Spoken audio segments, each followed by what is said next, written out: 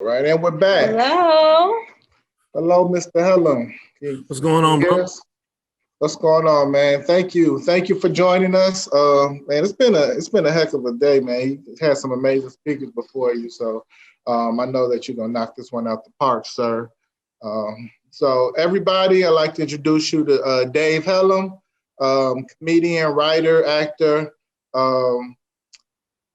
Quick little story about Dave, real quick. When we were putting this together, thinking about, okay, people who've manifested, some substantial success in their life. I was like, all right, I need somebody else. I'm like, Dave, I wonder if he'd be willing to do this. Because me and Dave, we went to high school together. He graduated a couple years before me. And we knew each other because at our school, there wasn't that many black people, so all the black people knew each other. But it's a lot now, though. They won the basketball conference championship. Anyway, but I saw Dave probably about 10 years ago at a gas station on 67th Street. I don't know if he remembers this. Man, but, no. What?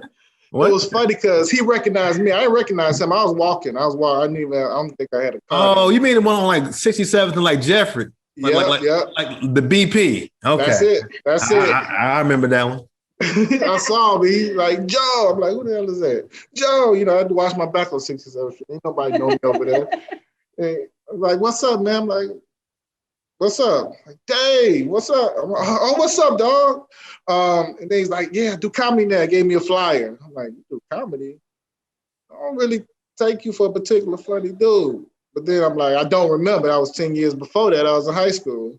But then I ended up at one of his shows. I don't know if you remember this. I ended up at one of his shows downtown. And I was in the front row, and I was with somebody who was a little bit drunk and belligerent. Not belligerent, but thought they were funny, and he ended up roasting them. I do not remember that now. No, you might not remember that. But yeah, anyway, now I've been watching you. I've been watching your moves, man, and I'm, real proud of what you're doing. Every time you get a success, I feel like, I got a success too. My kids watch Raven's House. So, I pointed out to them one time, yeah, I know that dude right there when they did the credits, man. So, without further ado, y'all, this is Dave Helem, man. He's going to talk to you about what he did, how he got here, manifesting. Man, thank you. Thank you. No problem. All right. So I'm Dave Helem, man. I'm from Chicago, South Suburbs, South Holland. I live out in LA, in Inglewood now. I'm married. And if I would have told you that I would be living in LA, doing what I do for a living, I would have been the only person to believe that, because it was like cats like Joe. He said, I didn't find you to be very particularly funny back in the day. My own mama said the same thing to me. I said, Mama, how come you never came to my shows? She said, we didn't think you was funny. And I was like, you know what? You ain't shit, right? But then she got a wristband on a boat on one show, and she got like open bar all night. And she was like, I'm proud of you. And I was like, damn, Mama, all you needed was some free liquor to believe in your son. But it's neither here nor there. How did we get here? This is something I believe that I was meant to do. I've never had a job that I kept for a long period of time. I taught high school for a long period of 12 years. In between Atlanta, Chicago, I went to Morehouse, got a math degree.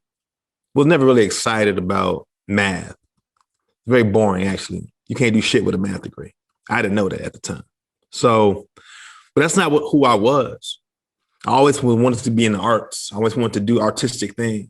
I remember in 8th grade, we had a school play for James and the Giant Peach. And I'm not saying my parents didn't tell me to believe in myself, but they could have done a better job about making me feel like pursuing what I want to do as opposed to pursuing what they wanted me to do. So I wanted to be like the sound engineer, but I ended up auditioning, just reading the paper, and I ended up getting the lead role of James.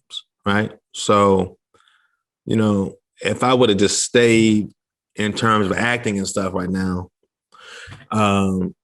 I feel like things would have progressed, but also at the same time, things happen the exact time they're supposed to happen. And I'm going to just take you through this journey of, me going through college, getting this math degree, teaching. And I was always very comfortable in front of people, especially kids in Chicago and Atlanta, because like, if you're not cool with them, you try to teach them, they're just going to beat your ass. Like, they're not going to listen to you, right? So I got the skill of just being able to connect with people and my students down to a pretty good science, and it wasn't like I was being fake. It was just like I would connect with them and they would connect with me. And even though teaching wasn't like something I was really passionate about, I love those kids and just being in front of a space. So let's fast forward, right? It's 2009. I'm just getting over a divorce at the time. And I remember I always wanted to do comedy. You know what I'm saying? It was something that was on my bucket list. And I remember I was in Chicago on the north side at this spot called Town Hall Pub at this open mic. And I sat down on the stage and I just felt so comfortable. I felt like Bill Cosby without the nasty shit, right? So like I was just super, super duper in my own space. And I love comedy. I started doing jokes and notes, going around Chicago, because I felt like this was my destiny. Now, granted, I'm 28 when I'm starting comedy. That's old. That's old to be starting doing something like that. Most people are like barely 21. They got their youth. Like, it's something that's what they want in Hollywood. They want you to be young. I'm 28, just starting comedy. And like Joe said, I didn't think he was very funny. You know what I'm saying? But a lot of people did, but they don't know that I've always studied stand-up, from Chris Rock, Bring the Pain. That was kind of like when I first fell in love with stand-up comedy, because his comedy was so observational that I could relate to it. And Chris Rock wasn't like super like animated and like that. But he just had smart jokes that like I really connected with that, right? So I started doing that. And I got to a point where, I would get a lot of hate from Black comics from the South Side, because I don't know, I was from the suburbs. I was a teacher at the time, and they were kind of like, yo, you can't be doing this. This is our profession. You a teacher, go be a teacher. But I'm like, I don't want to be a teacher. I want to be a damn legend, like a comedy legend, right? I still want these things, but hold on to that. So I started just outworking everybody. Like, in terms of, you might say, oh, Dave is not funny, Dave is woo-woo, whatever. What you will not say is that you outworked me in anything. Like, I'm kind of crazy about this stuff. Like, I think it's a YouTube video with Will Smith. And he said, the reason I am successful, he says, because if me and you get on the treadmill, he said, I am going to die before you beat me. I am going to physically not be alive. That is the only way that you are going to win versus me, right? And I'm not looking at it as manic as that. But what I am saying is, the same way that this is about manifesting and believing and knowing, I feel like most of it, in conjunction with that, is putting in the work to your craft. You are what you do. You are what you do. And I'm not up here just like preaching to you all, but like, I have a 2K addiction. I play NBA 2K like it's nobody's business online. Like, that shit makes me feel good. But I had to think to myself, I was like, who are you? Because you're spending most of your nights on this game online every night. You know what I'm saying? Drinking tequila, playing the game, not upstairs with my wife, but I'm just down here. So I'm like, yo, I'm a comedian, I'm a writer, but right now I'm just a video game addict, right? Because that's where all my time was going. So I say that to say that like whatever you really want to be good at, you gotta put the other stuff aside and do that. Like, and I would go through these like open mics and like spots that I wasn't even comfortable. I'm from the South suburb. I'm from South Holland. I've never been like a street dude like that. I moved to the city when I was older, but like I grew up in the burbs. So like I'm doing spots like at the Red, I think it was the Red Pepper, like on 87th, Tommy's and Blue Island, DJs, which is like, man, that was just like a nightmare for me because I'm a person who's just used to just telling jokes, but like niggas want to be entertained, you know, and that wasn't really my cup of tea, but I had to go through those rooms, and I would just be out every night, just working on my craft, and people had to respect it after a while. They'd be like, all right, this dude is serious. But as much as I'm serious about something, the more you do something, the more you're going to get better at it, right? So I thought that my first set was pretty damn good, right? But I'm noticing that as I'm on stage more and more, I'm getting better. And I don't mind talking in front of an audience because I used to be a teacher, right? And I still was a teacher at this time. It was like 2012. And I remember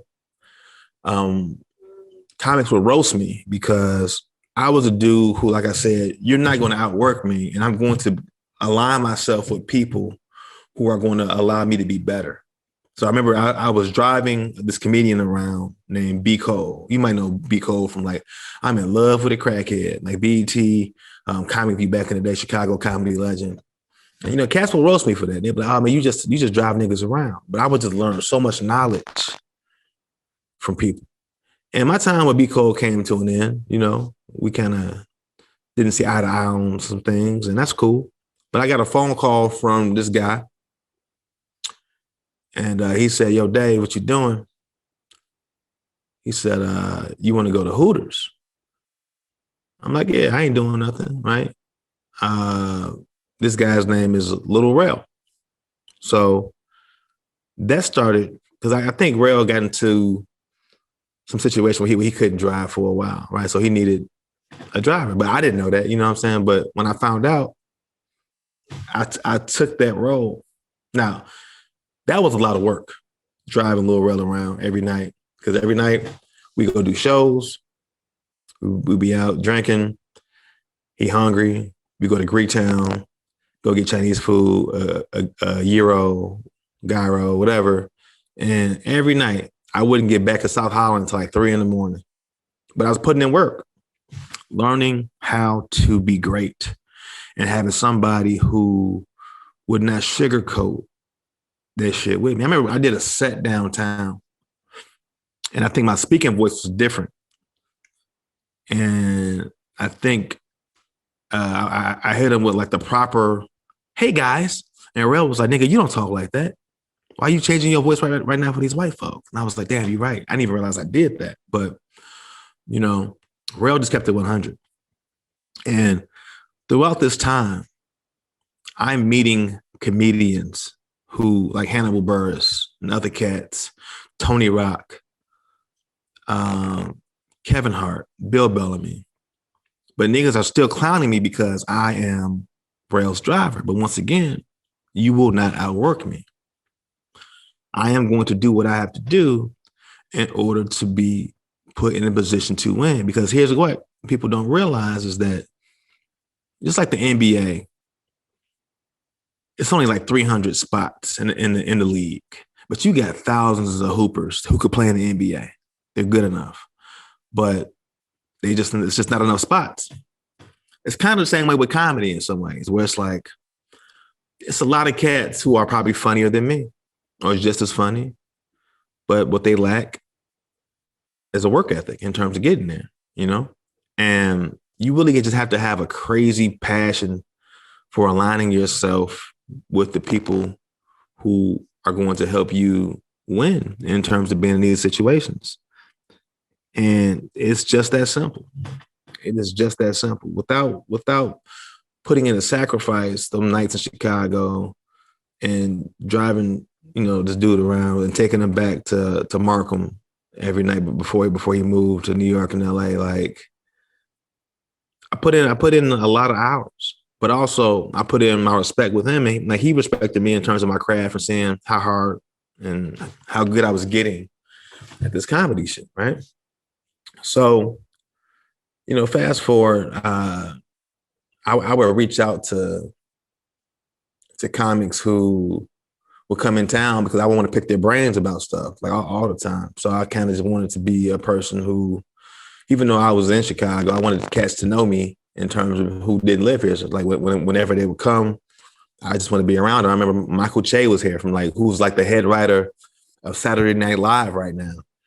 And, I pulled up on him, took him around, but I'm just getting knowledge from these cats and connections, just meeting people, hanging out with them, not being weird, but just on some chill shit. And I met a cat named James Davis, who's an LA comic. James is just somebody who I saw from those Baraka Flocka Flame videos, and just a funny dude. He played Oliver on Real Husbands of Hollywood, which is a very funny show. The new season is hilarious. But I also wanted to be a writer, but I didn't know how to be a writer. Like I had Microsoft Word. I'm putting in scripts in Microsoft Word and giving them to people, and they're like, man, what the fuck is this? Like I can't read Microsoft Word scripts. Like that's not what you do, right? So even though I wanted to be a writer, I wasn't putting myself in a position to be a writer.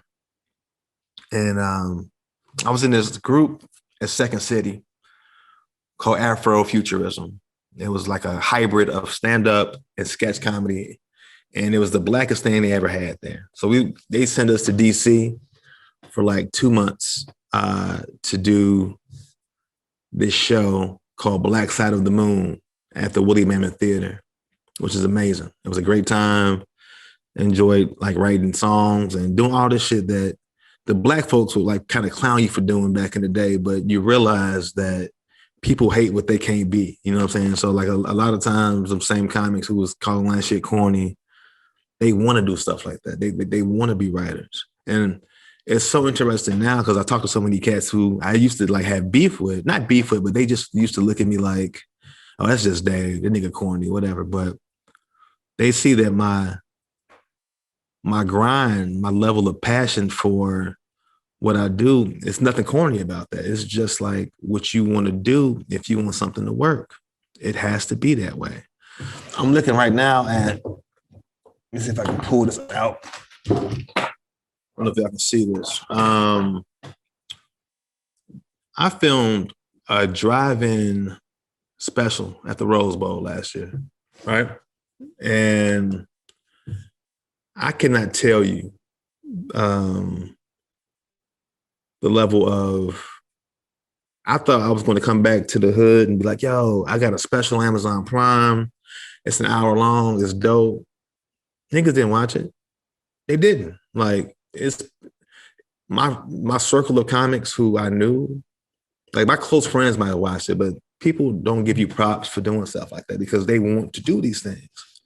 So you got to realize that like, whatever you want to do in life in terms of the sacrifice, like you got to do it for you. Like it's not for the validation from other people because people don't really give a shit. You know what I'm saying? Because everybody got their own struggles. And, a lot of times you might tell somebody what you're doing. I guarantee you half of the time that they're going to say, oh, that's cool. How'd you get that? Right? Because they want to know how they can get that. So let's fast forward to me working on, on this show in DC. So we finished the show in DC. I come back to Chicago and I'm kind of in a shitty mood because I had went out to LA in October of 2016 to interview for this job for this show called Hood Adjacent. That was Dan Davis' show on Comedy Central. I met the showrunner, the head writer, and I'm like, yo, I'm gonna be in LA. Guess what? I didn't get that job. That shit, I was heartbroken. I was like, man, I'm ready to go to LA. Let's go, right? So I come back from doing that show in DC, and I get a call from James. He said, yo, you free? I'm like, free for what? He said, I'm trying to get you on this show. So I'm doing a set in Chicago. And I get off stage and I get an email from my manager. This is a Thursday night. and I met this show called Parlor Car on like Chicago and Damon, I want to say. And the email says you start Monday in LA on this show. And I'm like, yo, this is wild, right? But I knew that if I put all my energy into, if you put all your energy into anything, I don't care if it's working out, I don't care if it's like a video game, whatever you put your time into, you're gonna be damn good at that. If you drink alcohol, like you're gonna be one of the coldest Hennessy drinkers like ever. Nigga, like whatever you do, you're gonna be good or bad. And I knew I was putting so much effort into this comedy shit where like I just knew I was gonna be fine. And I'm not gonna lie to you, as I sit here in LA right now, this is not a cupcake. Like it's times when, yes, I wrote for Raven's Home season 4. That was great money. That was a great time. Those jobs come and they go.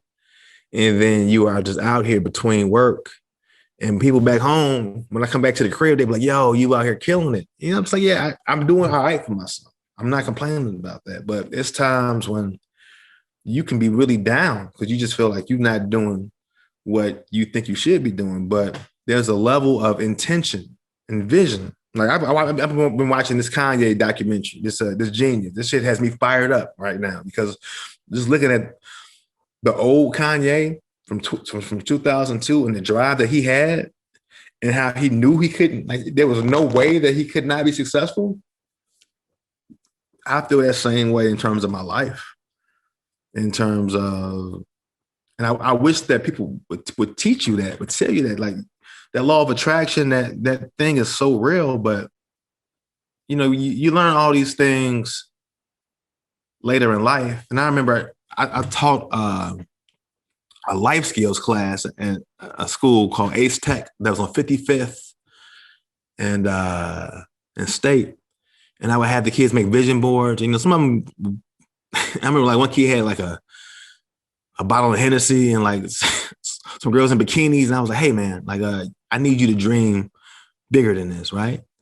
But people don't talk to you about manifest and stuff. And I just think it just needs to be more conversations with like, that is just the norm.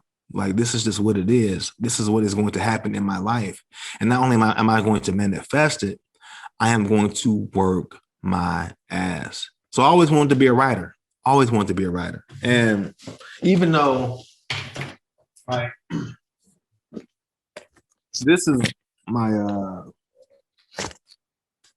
don't even know what this shit is called, but this is a lot of season 4, all the stuff from Raven's Home, all the story ideas. Like I never could imagine being a story editor. And for those of you who don't know, a story editor, so here's the chain of command. It's like staff writer, story editor, executive story editor, co-producer, producer, executive producer, showrunner, right?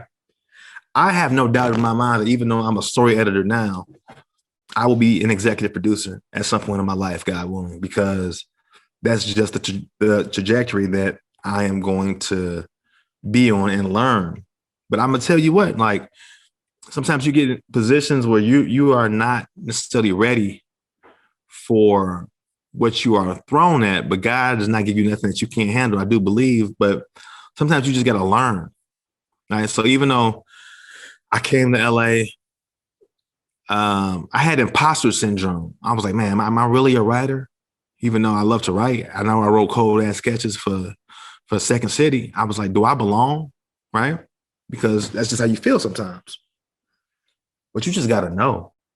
Now, granted, there's a lot of stuff I didn't know, and I would ask dumb ass questions. So here's a little advice. Like, if you don't know something, be careful of who you ask, because people who got your back, talk to them outside the room. But if you don't know some shit, don't let somebody else know that you don't know it, because they will hold that against you, right? So I spend a lot of time studying to get better at my craft and learn how things go. Because I've always been a funny dude. I think that like in terms of writing scripts, that's my shit. You know what I'm saying? I'm cold at that, you know, but there's a lot of stuff that you don't know as a comedian in terms of being a writer. because we were not trained to be writers. I didn't go to school to be a writer. I got a fucking math degree from Morehouse, right? So, you have to learn all this stuff, man. But I say all this stuff to say is that you just got to put the work in, man. You just got to put the work in every day in terms of, and then to know that you're going to be great, to know that option A has to work because there is no option B. Me and my wife would get into arguments, but she's like, you should go back to being a teacher. I'm like, no, I can't go back to being a teacher because that's not who I am. I'm more than that. That's not what I want to be. I've done that in my life and I love the kids, but this is going to be my life, and it is going to be very prosperous for you as well. You know what I'm saying? In terms of what we create, and you just got to know.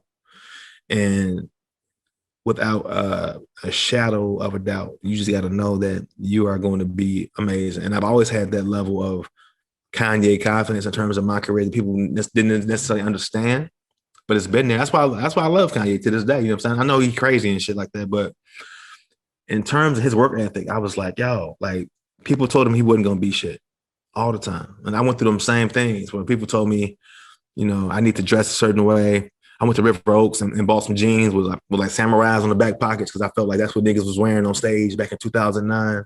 I don't wear no jeans with samurais on the back pockets. Like that's like them Robin jeans. Like that's not my style, dog. Take me to Old Navy. Give me some regular ass pants. But people try to make you feel like beneath yourself. But fuck that. Know who you are. Know who you are. Know your vision and work your ass off and know that you're going to be all right. And that's the manifestation right there. The work, the belief that without a shadow of the conviction that without a shadow of a doubt, you're going to be all right. And that's the best thing I can tell y'all, man. I've been Dave Helem. I thank y'all, Joe and Love, for allowing me to speak to you. But that's it. Thank you so much. Thank you so much. By the way, I think you're funny. I was watching your special, cracking up. Thank you. It was good, man. Yeah, man. Hilarious. Thank you. So yeah, catch that on Amazon Prime, man. If y'all haven't seen it, it's called DJ the Chicago Kid on Comedy Dynamics. It looks amazing. It sounds amazing, and hilarious. Y'all. Thank y'all for having me on here, bro. No problem, man. Thank you for taking time to be on here. Share your socials, man, in case anybody want to follow you, all that good stuff. Yeah, man, please follow me, man. I'm Dave Helem. It's Dave Helem on everything: Facebook, Twitter, Instagram. I ain't got no TikTok, so that's it. But if you got questions about writing, people be hitting me up a lot about stuff like that and giving me all the scripts. I'm like, hey, man, this ain't shit, but I'm gonna help you get your script to where it need to be. I'm gonna try to. So if you got questions about stuff, hit me up, send me a message, and I'll get back to you. So thank you. What's up, man? We appreciate you, Dave. Thank you for sharing your story, man. And like my wife said, man, you funny. You know what I'm saying? All them haters, you know what I'm saying? How'd you get that? You know what I'm saying? I see how you got there, man. Right. You're a funny dude, man. We see how you got there. Man, if a drop of water just keeps dripping on a rock, after a while it's gonna make an imprint. You know what I'm saying? So you just gotta just keep dripping, and shit will happen. So I say, yeah, and he's always doing shows and everything. So follow his social. I'll be back at the crib in March. I'm headlining the Comedy Bar March 25th through the 27th downtown. Probably the same show you came to earlier, I want to say. And I got my show at North Bar, a dope-ass comedy show on that Thursday, March 24th with Leon Rogers, Calvin Evans, Lisa Laird, comedian Roy, and some special guests going to probably just drop in as well. But nice. It's going to be a good time, man. I try to put on for Chicago, even though I'm out here in LA. I feel like ain't nobody fucking with us in terms of like the comedians from Deion Cole, Lil Rel, Hannibal. Chicago comedy is very strong out here. It is. Because we're funny. Corey Holcomb. Funny dude. Yeah, it's a lot of good Chicago comedians, man. Yeah, you in that same company, man. So that's really cool. I mean, I know.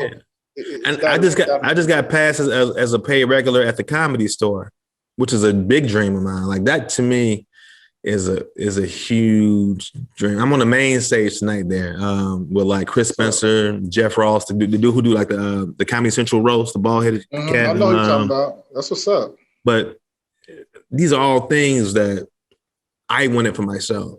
I mean, I knew they were going to happen, and I didn't stop in terms of like until I got there. And I don't know if it's energy. I don't know if it's my pop's angel looking down. I don't know what it is, G, but I just know that if I stay ready, I ain't got to get ready, right? So I'm just here, and that's just what it's gonna take. That's it. That's what's up, man. I tell my kids that all the time. You stay ready, you ain't got to get ready. That's right, man. But yeah, man, Kanye ain't crazy either, man. He's trolling everybody.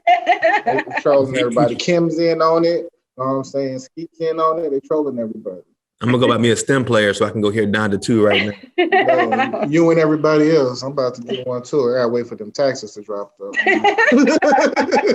I'm about to manifest me one. I'm manifesting you. Let me use yours. Thank you one more time. Yeah. Thank you. Thank you. Bye. All right, have a good